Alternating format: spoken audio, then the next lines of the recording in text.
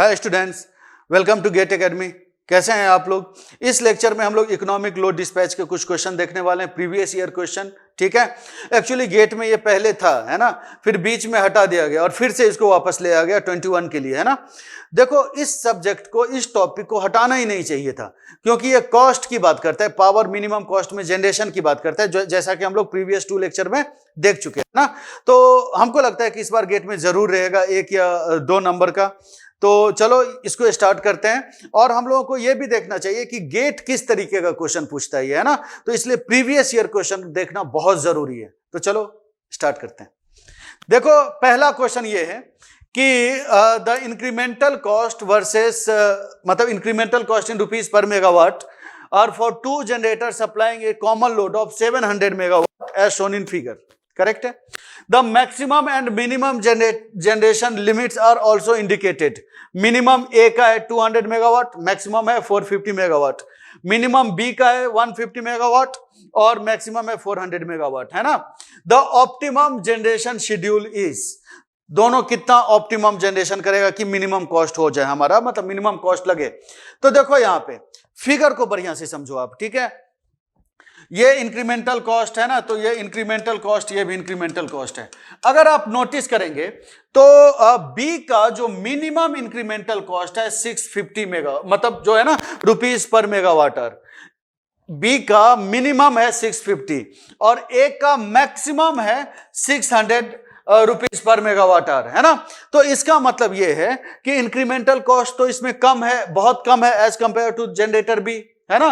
तो जब incremental cost कम है, इंक्रीमेंटल कॉस्ट क्या था अगर याद होगा आप लोगों को, तो DCI/PI with respect to DPI, मतलब पर यूनिट पावर जनरेट करने में जितना कॉस्ट लगे उसी को इंक्रीमेंटल कॉस्ट बोलते हैं हम लोग, है ना। तो इसका तो इंक्रीमेंटल कॉस्ट कम लग रहा है ना, क्योंकि इसका मिनिमम इसके मैक्सिमम से भी ज्यादा है, तो इसका तो इंक्रीमेंटल कॉस्ट कम है ना। तो अब आप ही बताओ कि अगर हम लोगों को मिनिमम में जनरेट करना है, तो क्योंकि इसका इंक्रीमेंटल कॉस्ट कम है तो हम चाहेंगे ना कि इस पे मैक्सिमम पावर हम लोग दे दें, क्योंकि इस पे अगर ज्यादा पावर देंगे तो कॉस्ट कम लगेगा। तो देखो आप यहां पे कि इसका मैक्सिमम लिमिट है 450 मेगावाट, तो P1 पे तो हम लोग मैक्सिमम लिमिट दे देंगे 450 मेगावाट, P1 पे तो दे देंगे हम लोग, ठीक है। अब रिमेनिंग कितना बचा, तो 450 मेगावाट से ज्यादा इसको हम लोग दे ही नहीं सकते, उसका रेटिंग यही है ना। तो अब अगर रिमेनिंग है तो रिमेनिंग के लिए तो बी ही बचा है ना, तो मजबूरी में हम लोगों को बी पे सप्लाई करना पड़ेगा remaining, and remaining should B 250, है ना। 700 मेगावाट हम लोग को सप्लाई करना है ना, तो remaining should be equal to 250 megawatt. तो 250 मेगावाट ऑप्शन सी सही हो जाएगा। समझ रहे, नॉर्मल क्वेश्चन था, सिंपल सा क्वेश्चन था, ठीक है। देखो, अगर समझने वाली बात है, ठीक है, अगर इंक्रीमेंटल कॉस्ट दोनों का बहुत सारे यूनिट का सेम है, तब तो इकोनॉमिक लोड डिस्पैच प्रॉब्लम हम लोग अप्लाई करके निकाल लेते हैं कि कितना किस पे जाना है ना। लेकिन अगर इंक्रीमेंटल कॉस्ट सेम नहीं है, तो जो मिनिमम इंक्रीमेंटल कॉस्ट है ना, उस पर हम लोग चाहेंगे मैक्सिमम पावर सप्लाई करना, ठीक है। नॉर्मल कॉमन सी चीज है, ठीक है, खुद भी आप सोचना। तो समझ गए। ये नेक्स्ट क्वेश्चन हम लोग देखते हैं। नेक्स्ट क्वेश्चन, इस क्वेश्चन को देखो, ठीक है। Second question, the incremental cost characteristics of 2 generators delivering 200 megawatt, ठीक है। P1 plus P2 is 200 megawatt, P1 plus P2 is 200 megawatt, दो ही यूनिट है ना, तो P1 plus P2 is 200 megawatt. और इंक्रीमेंटल कॉस्ट 1 का है 20 प्लस 0.1 P1, 1 का इंक्रीमेंटल कॉस्ट है dF1 by dP1 is equal to 20 plus 0.1 P1, and dF2 by dP2 है, dF2 बाई dP2 है 16 प्लस 0.2 P2, ठीक है, 16 प्लस 0.2 P2। समझ रहे हैं आप लोग इतना, है ना। बहुत सिंपल क्वेश्चन है, आप लोग बहुत सारे लोग कर भी लिए होंगे। इसमें हम कुछ मैनिपुलेशन करेंगे। हम लोग ये देखेंगे ना कि कॉस्ट कितना सेव होता है, कैसे देखेंगे अभी हम आपको बताएंगे। पहले ये क्वेश्चन सॉल्व कर लें। सबसे पहले तो P1 P2 पूछ रहा है हम लोगों से, है ना। इकोनॉमिक लोड डिस्पैच के लिए P1 P2 पूछ रहा है, तो हम आपको बता चुके हैं कि for economic dispatch incremental cost दोनों का सेम होना चाहिए, तो ये इंक्रीमेंटल कॉस्ट ही है कि नहीं, ये इंक्रीमेंटल कॉस्ट ही है, तो ये दोनों सेम होना चाहिए। तो 20 plus 0.1 P2 should be equal to 16 plus 0.2 P2, है ना। ये P1 है, ये यहाँ पे P1 है, दिस इज P1। तो मतलब ये है कि 0.1 P1 minus 0.2 P2 should be equal to -4, है ना। ये एक इक्वेशन आ गया। और दूसरा इक्वेशन हमारे पास P1 plus P2 is equal to 200, P1 plus P2 is equal to 200 दूसरा इक्वेशन है। इन दोनों इक्वेशन को सॉल्व करना है, बस आ जाएगा, ठीक है। तो इंक्रीमेंटल कॉस्ट दोनों का सेम होना चाहिए, हम बार बार बोल रहे हैं। पिछला लेक्चर देखना जो नहीं देखे अभी तक, ठीक है। तो हम लोग 0.2 से दोनों में मल्टीप्लाई कर रहे हैं, तो 0.2 मतलब दोनों साइड इस इक्वेशन में, इक्वेशन 2 में, this is equation 1, this is equation 2। Equation 2 में 0.2 से दोनों साइड मल्टीप्लाई करें तो 0.2 P1 plus 0.2 P2 is equal to 40, equation 2, है ना। अब हम 1 प्लस 2 अगर कर दें, अगर इक्वेशन 1 प्लस 2 कर दें तो ये और ये कैंसिल, और ये कितना रहेगा 0.3 P1 इज इक्वल टू कितना रहेगा 36। तो P1 यहां से कितना रहेगा 120 megawatt, P1 is equal to 120 megawatt and P2 should be equal to remaining 80 megawatt, correct है। P2 should be remaining 80 megawatt। तो इकोनॉमिक लोड डिस्पैच में अगर P1 120 मेगावाट दें, P2 80 मेगावाट दें तो कॉस्ट कम होगा।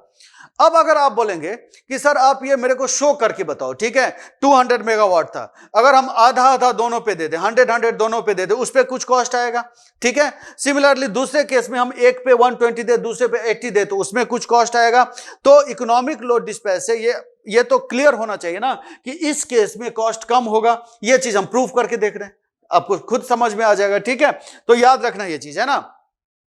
देखो DF1 बाय DP1 अगर देखें हम लोग, ठीक है, सेविंग अगर देखो, हम यहां पे हम एक टॉपिक अगर लिखना चाहते हो आप लोग, ये तो लिख लेना, सेविंग, ठीक है। तो DF1 बाय DP1 अगर हम लोग देखें तो DF1 बाय DP1 कितना है 20 प्लस 0.1 P1 है, ये P1 है यार, ये P1 है, ठीक है, ऐसा है। तो ये देखो इसका जो यूनिट है, इंक्रीमेंटल कॉस्ट का जो यूनिट था, इंक्रीमेंटल कॉस्ट का यूनिट क्या था, रुपीस पर मेगावाट आवर, है ना। ये रुपीस पर मेगावाट है, इंक्रीमेंटल कॉस्ट का यूनिट था। तो F1 का यूनिट क्या होगा, मेगावाट को हटा दो, DF1 बाई DP1 का यूनिट है रुपीस पर मेगावाट आवर, तो F1 का यूनिट क्या रहेगा रुपीस पर आवर, है ना। तो ये कॉस्ट ही हो गया ना, पैसा ही तो हो गया ना रुपीस पर आवर। तो अगर हम लोगों को इसमें कॉस्ट देखना है तो आप इसको इंटीग्रेट कर दो, तो F1 इज इक्वल टू कितना रहेगा 20 प्लस 0.1 P1 DP1, है ना, और ये 0 P1। सिमिलरली F2 अगर हम लोग देखें तो कितना रहेगा 0 P2 16 प्लस 0.2 P2 DP2, ऐसा ही रहेगा, है ना। अब देखते हैं कि अगर 100 मेगावाट दोनों पे दे दे तो कितना कॉस्ट लेगा एक केस में, दूसरे केस में अगर एक पे 120 दे दूसरे पे 80 दे तो कितना कॉस्ट लेगा, ये देखना हम लोगों को, ठीक है। तो देखो इसी को देख लेते हम लोग यहां पे। तो if P1 equal to P2 is 100 megawatt, तो इस केस में कॉस्ट देखना आप। तो F1 क्या होगा, इसको इंटीग्रेट तो कर ही सकते हैं, इसमें तो कोई प्रॉब्लम नहीं होना चाहिए इसके इंटीग्रेशन में, ठीक है। तो इसका इंटीग्रेशन क्या हो जाएगा, ये F1 is equal to 20 into P1 plus 21 into P1 square by 2, 0.1 into P1 square by 2 हो जाएगा। तो अगर 100 मेगावाट अगर देते हैं तो 20 into 100 plus 0.1 into 100 square by 2, है ना। ये रुपीस पर आवर आ जाएगा, ये इस पे वैल्यू पुट करेंगे तो F1 आ जाएगा। तो देखते हैं कि ये कितना आ जा रहा है। एक मिनट आप लोग होल्ड करो, आप लोग क्वेश्चन तब तो खुद से भी करो ये, तो एक सेकेंड।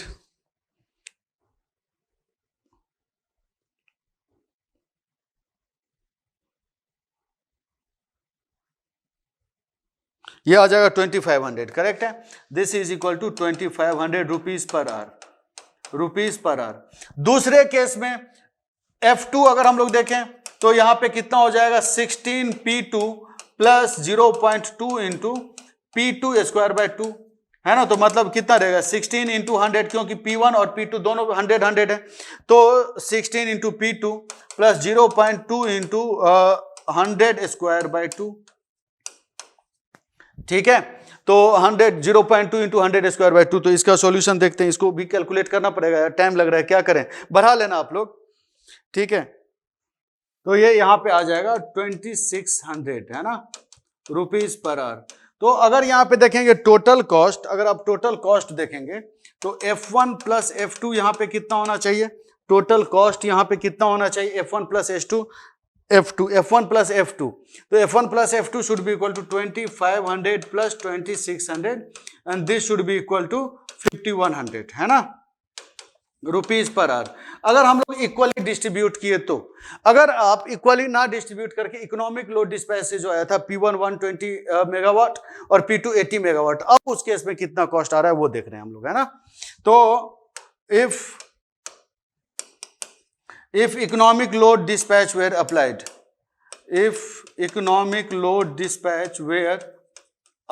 तो अब उस केस में कितना होगा वो देखते हैं कॉस्ट। तो F1 अगर देखेंगे हम लोग तो हम लोग डायरेक्ट ही कर रहे हैं, ठीक है। P1 उस केस में कितना था 120 मेगावाट, ठीक है।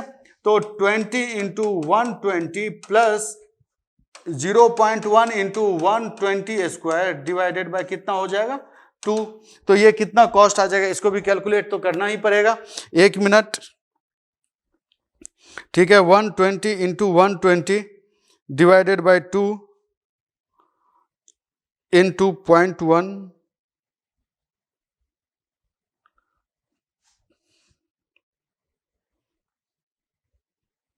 ये आ जाएगा 3120 रुपीज पर आवर, है ना। दूसरे केस में हम लोग देख रहे हैं F2 क्या रहेगा, F2 should be equal to 16 into P2 के जगह पे अब कितना है 80 plus 0.2 into 80 square divided by कितना रहेगा 2। तो ये कितना रहेगा, इसका भी कॉस्ट हम लोग को देखना पड़ेगा, इसको भी कैलकुलेट करना पड़ेगा, है ना। तो 80 square into 0.2 divided by 2 is equal to 640 plus एक minute, this is equal to 1920 rupees per hour, है ना, 1920 रुपीज पर आवर। तो अब अगर यहाँ पे टोटल कॉस्ट हम लोग देखें इस केस में, तो टोटल कॉस्ट देखें तो F1 plus F2, total cost is F1 plus F2, तो F1 प्लस F2 अब यहाँ पे कितना रहेगा 1920 plus 3120 is equal to 5040 rupees per hour, है ना, रुपीज पर आवर इतना आया। F इक्वल टू इतना आया। जब इकोनॉमिक लोड डिस्पैच प्रॉब्लम हम लगाएं तो देखो आप कितना पैसा बच रहा है, ठीक है। तो सेविंग इज इक्वल टू, यहां पे अगर हम लोग देखें सेविंग यहां पे कितना आ रहा है, तो saving should be equal to 5100 minus 5040 rupees per hour, ठीक है, रुपीज पर आवर। तो मतलब 60 रुपए पर आवर का पैसा बचा हम लोगों को, ठीक है, तो अच्छा ही है, ठीक है। तो देखो ये इस टाइप से होता है, इकोनॉमिक लोड डिस्पैच जब लगाते हैं ना तो पैसा बचेगा आपका, ठीक है। तो ये देखना, ये सब चीज याद रखना, इस टाइप का क्वेश्चन भी आप लोगों से पूछा जा सकता है, ठीक है, कि अगर इकोनॉमिक लोड डिस्पैच लगा दी उस टाइम में कुछ प्रॉब्लम, मतलब कुछ कॉस्ट आया, और अगर इक्वली डिवाइड करते हैं उस टाइम में कुछ कॉस्ट आया, तो सेविंग बताओ कितना आएगा, ठीक है। तो इस सब टाइप का क्वेश्चन पूछेगा, तो ये समझ गए। अब नेक्स्ट क्वेश्चन हम लोग देखते हैं, सिंपल सा ही क्वेश्चन है, देखो आप, है ना, बस आप लोगों को एप्लीकेशन आना चाहिए, समझ आना चाहिए, जो थ्योरी हम आपको बता चुके हैं वो। अब नेक्स्ट क्वेश्चन देखते हैं हम लोग, ये थर्ड क्वेश्चन देखो आप, थर्ड क्वेश्चन भी अच्छा है। इस क्वेश्चन में 3 है, अभी 2 इक्वेशन देखे हम लोग, है ना, इंक्रीमेंटल कॉस्ट का 2 ही इक्वेशन देखे, इसमें 3 इक्वेशन है, इसमें 3 इक्वेशन है। IC1 is equal to 20 plus 0.3 P1, IC2 is equal to 30 plus 0.4 P2 and IC3 is equal to 30, है ना। और यूनिट जो है ना इसमें क्या दिया हुआ है, मैक्सिमम एंड मिनिमम इज, जो अगर देखें यहाँ पे minimum and maximum is 50 megawatt and 300 megawatt, दोनों मतलब तीनों पे मिनिमम 50 मेगावाट होना चाहिए और maximum power is 300 megawatt. If the plant is operating on economic load dispatch to supply the total power demand 700 megawatt, total power demand 700 megawatt, ठीक है। तो power generation by each unit is, अच्छा question है, 3 का, इसलिए ये अच्छा question है, देखना आप। हो सकता है कि बहुत सारे लोग कर भी लिए होंगे ये क्वेश्चन, तो इसको हम थोड़ा सा कॉपी करते हैं। तो ये है IC1 इतना इंक्रीमेंटल कॉस्ट पहले का, दूसरे का और तीसरे का। मिनिमम क्या था PI, अगर हम लोग देखें तो एक मिनट, PI अगर मिनिमम देखें तो कितना है 50 मेगावाट और मैक्सिमम कितना है 300 मेगावाट, यही है ना, 50 to 300 मेगावाट है, 50 to 300 मेगावाट है, 50 to 300 मेगावाट है, 50 to 300 मेगावाट है, करेक्ट है। तो अब अगर देखें आप, समझना बढ़िया से, है ना, एकदम सोचो, ये इकोनॉमिक लोड डिस्पैच मतलब क्या, सोचो पावर सिस्टम आपकी दुकान है ना, पावर सिस्टम आपकी दुकान है, आपको बेचना है इलेक्ट्रिसिटी, तो कैसे करेंगे। तो देखो आप यहां पे क्या है कि अगर हम मिनिमम की बात करें, अगर हम मिनिमम की बात करें तो मिनिमम अगर पावर दे तो इंक्रीमेंटल कॉस्ट पहले का कितना होगा, 20 प्लस 0.3 इंटू 50, तो ये कितना रहेगा, 35 rupees per megawatt our. Minimum power भी अगर देते हैं हम लोग, ठीक है। सिमिलरली IC2 कितना रहेगा, IC2 कितना रहेगा, 30 प्लस 0.4 इंटू 50 कितना रहेगा, ये जो है ना, हमको लग रहा है कि ये 50 आ जाएगा, ठीक है, 50 rupees per megawatt our, megawatt our, है ना। और IC3 कितना है, तो 30। तो इन एनी कंडीशन आप कोई भी पावर देंगे ना, तो इंक्रीमेंटल कॉस्ट IC3 का हमेशा कम ही रहेगा, 30 रहेगा, आप करके देख लेना ये चीज, है ना। तो जो जिस यूनिट का इंक्रीमेंटल कॉस्ट सबसे कम है, ऑब्वियसली उस पर सबसे ज्यादा पावर हम दे देंगे, समझ लो मेरी बात। जिस यूनिट का इंक्रीमेंटल कॉस्ट सबसे कम है, मतलब पर यूनिट पावर अगर जनरेट करना है तो उसका जो कॉस्ट होगा सबसे कम जिस यूनिट पे होगा ना, उसी यूनिट पे सबसे ज्यादा आप पावर देना चाहेंगे ना, उसी यूनिट पे सबसे ज्यादा आप लोड देना चाहेंगे ना। तो थर्ड यूनिट पे हम लोग कितना लोड देना चाहेंगे, आप ये बताओ। थर्ड यूनिट का इंक्रीमेंटल कॉस्ट इज 30, तो थर्ड यूनिट पे हम लोग डायरेक्ट जितना है तो वो 300 मेगावाट पूरा का पूरा हम लोग थर्ड यूनिट पे ही देना चाहेंगे पावर, जितना उसका लिमिट है पूरा दे दो, है ना। तो थर्ड यूनिट पे 300 मेगावाट दे दिए। अब ये बचा ये दोनों यूनिट, अब इन दोनों यूनिट पे कितना दे, ठीक है। तो इन दोनों पे अभी आप देख चुके हैं कि इकोनॉमिक लोड डिस्पैच से अगर हम लोग सॉल्व करें तो कॉस्ट बचता है, तो इन दोनों में जो रिमेनिंग पावर है हम लोग इकोनॉमिक लोड डिस्पैच से कैलकुलेट कर लेंगे, करेक्ट है, समझ गए ये इतना ये चीज। तो इन दोनों में इकोनॉमिक लोड डिस्पैच से हम लोग कर लेंगे। टोटल पावर कितना था हमारे पास, टोटल कितना था 700 मेगावाट ना। तो अब P1 प्लस P2 हमारे पास कितना आना चाहिए, तो P1 plus P2 should be equal to कितना आना चाहिए, 700 था ना, तो 400 मेगावाट आना चाहिए, ठीक है। और IC1 is equal to IC2, तो 20 plus 0.3 P1 should be equal to 30 plus 0.4 P2, है ना। 20 plus 0.3 P1 equal to 30 plus 0.4 P2, तो अब इसका मतलब कितना रहेगा, 0.3 P1 minus 0.4 P2 is equal to 10। अब इसको हमको सॉल्व करना है तो इसको सॉल्व कर लेंगे आप लोग, इसको आप लोग खुद से सॉल्व कर लीजिएगा, ठीक है। P1 कितना है 400 मेगावाट, और मतलब सॉरी ये पहला इक्वेशन क्या है, P1 plus P2 is 400 megawatt and 0.3 P1, चलो ठीक है मत करो, हम ही कर रहे हैं, ठीक है, छोड़ो, तुम लोग भी बोलोगे कि सर आप ही कर दो। तो 0.4 P1, 0.4 से दोनों तरफ मल्टीप्लाई कर दें, तो 0.4 P2 और 0.4 से मल्टीप्लाई करेंगे तो कितना रहेगा, 0.4 से मल्टीप्लाई करें हम लोग तो ये कितना रहेगा, 160 रहेगा ना, 160 रहेगा ना। तो 160 इज इक्वल टू 160, है ना। तो और second is 0.3 P1 minus 0.4 P2 is equal to कितना है, 10 है। बस इन दोनों को सॉल्व कर लो, तो 0.7 P1 is equal to 170, that means P1 is equal to 170 by 0.7, तो 170 बाय 0.7 हम लोग को कैलकुलेट तो करना पड़ेगा भाई, ठीक है। तो ये कितना रहेगा, 170 divided by 0.7 is equal to 242.8, तो 242.8 मेगावाट क्या करेगा, जो पहला यूनिट है उस पे हम लोग कितना कर देंगे, 242.8 मेगावाट, दूसरे यूनिट पे रिमेनिंग कर लेंगे, है ना, 101 कितने के आसपास आएगा, जितना मतलब माइनस कर लो 400 माइनस 242.8 मेगावाट, है ना। तो रिमेनिंग हम लोग दूसरे पे दे देंगे हम लोग, समझ लो मेरी बात। तो ऐसे ही करना है क्वेश्चन, है ना। इकोनॉमिक लोड डिस्पैच बहुत आसान टॉपिक है, समझ लो मेरी बात, बहुत आसान टॉपिक है ना। इधर समझ में आ गया ये क्वेश्चन आपको। तो देखो नेक्स्ट क्वेश्चन हम लोग करते हैं और भी, और ठीक है, इन सब चीज को आप लोग याद रखिएगा। देखो ये जो क्वेश्चन है ना बहुत अच्छा क्वेश्चन है, इसमें लॉस भी है ना। अभी तक विदाउट लॉस वाला सिस्टम देखे थे हम लोग, है ना, अब इसमें लॉस भी है। इसको हम लोग कैसे टैकल करें वो देखना आप लोग अच्छे तरीके से। इसमें टोटल PD जो है, PD is equal to 40 megawatt, correct है, PD is equal to 40 megawatt, PD is equal to 40 megawatt, and total जैसे जैसे fuel cost of generator G1 and G2 given है यहाँ पे, C1 PG1 is equal to 10,000 rupees per megawatt our.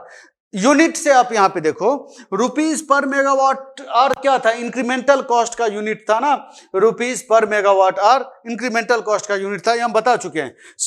Similarly second unit का 12,500 rupees per megawatt hour. And the loss in the line is P loss is 0.5 PG1 square, PU में है, PG1 is in PU, समझ रहे हो मेरी बात। Where the loss coefficient is specified in PU, question में given है। The most economic power generation schedule in megawatt is, अच्छा क्वेश्चन है, देखना। देखो एक चीज याद रखो, जब भी लॉस रहे ना सिस्टम में, तो जो हम जो सेकेंड लेक्चर, जो जस्ट इससे पहले वाला लेक्चर था, उसमें जो हम बताएं, जब भी लॉस रहे तो IC1 incremental cost 1 into L1, मतलब पेनल्टी फैक्टर ऑफ 1, ये कांस्टेंट था। IC2 इंटू L2 के बराबर था ना। सारे यूनिट का incremental cost into penalty factor जो है ना कांस्टेंट होना चाहिए, देख चुके हैं हम लोग, है ना। तो इंक्रीमेंटल कॉस्ट 1 का इंटू L1 क्या है, तो पेनल्टी फैक्टर तो 1 minus DPL divided by DPG1 होना चाहिए, यही तो था, है ना, याद होना चाहिए आप लोग को, हम बता चुके हैं क्योंकि। सिमिलरली IC2 सेकेंड का incremental cost into 1 by 1 minus DPL by DPG2, है ना, यही होना चाहिए, सिंपल सी बात है, देख चुके हम लोग इतना इसको पिछले लेक्चर में ही। अब यहां पे देखो, कहीं पे भी लॉस रहे इकोनॉमिक लो डिस्पैच में, तो ये फॉर्मूला हमको लगाना, याद रखना ये चीज, ठीक है। अब उसके बाद देखो, इस क्वेश्चन में लॉस के बारे में भी बोल दिया है ना, P loss is equal to कितना था, 0.5 इंटू PG1 स्क्वायर PU में, है ना, ऐसा ही था, अभी देख चुके हम लोग क्वेश्चन में है। तो DPL बाय DPG1 अगर हम लोग देखेंगे तो कितना रहेगा, 0.5 इंटू 2 इंटू PG1, है कि नहीं, तो ये PG1 के बराबर रहेगा, याद रखना ये PU में है, ठीक है। सिमिलरली DPL बाय DPG2 अगर हम लोग देखेंगे तो G2 से तो इंडिपेंडेंट है, तो ये विथ रिस्पेक्ट टू मतलब PG2 करेंगे वो तो 0 रहेगा, इंडिपेंडेंट है ये लॉस, देख सकते हैं आप लोग, है ना। तो मतलब यहां पे क्या हुआ, मतलब हम यहां पे क्या कर सकते हैं, तो IC1 कितना है क्वेश्चन में, तो IC1 है 10,000, ठीक है। तो 10,000 into 1 by 1 minus PG1, 1 by 1 minus PG1 is equal to 12,500 into 1 by 1 minus 0, है ना। DPL बाय DPG2 0 है, ठीक है। तो आप मत बोलना कि डायरेक्ट हम लिख दिए, यहां से कैलकुलेट किए हम, है ना। तो अब देखना यहां पे इसको हम लोग कैलकुलेट करें अगर, तो ये क्या होना चाहिए, तो 10,000, एक मिनट, इसको हम लोग लिख सकते हैं 1 by 1 minus PG1 is equal to 1250 divided by 10,000, है ना। इन दोनों को कैंसिल, तो 125 बाय 100 हो गया ये, है ना। मतलब 1 minus PG1 is equal to 100 by 125, तो दैट मीन्स PG1 हमारे पास कितना रहेगा, PG1 रहेगा 125, PG1 हमारे पास कितना रहेगा, 1 minus 100 by 125 is equal to 25 divided by 125, है ना। ये obviously is in per unit, अभी देख चुके हम लोग, है ना, ये PU में है।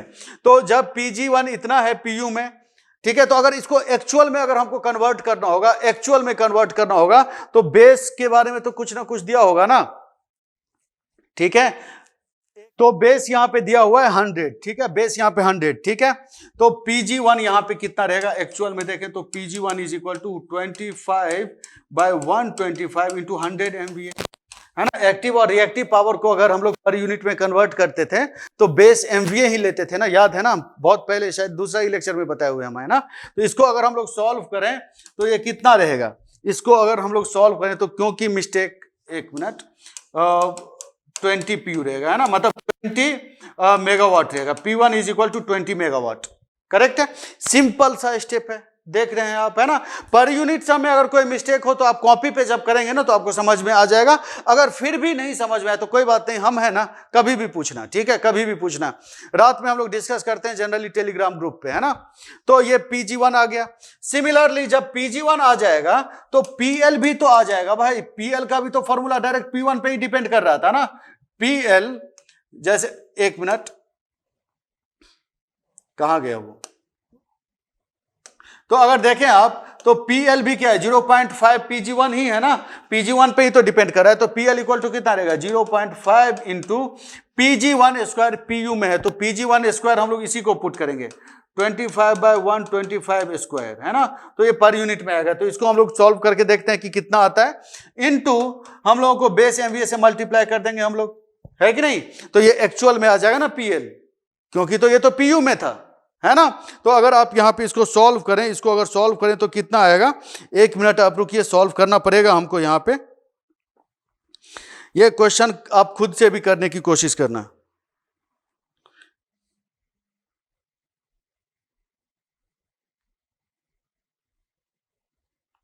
एक मिनट।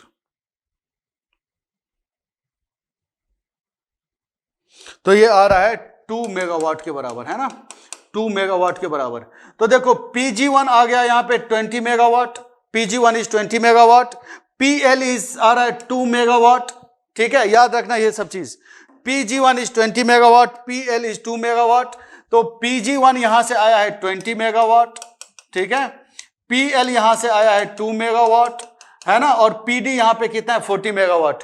तो total power generated should be equal to total demand plus loss, यही तो होगा ना।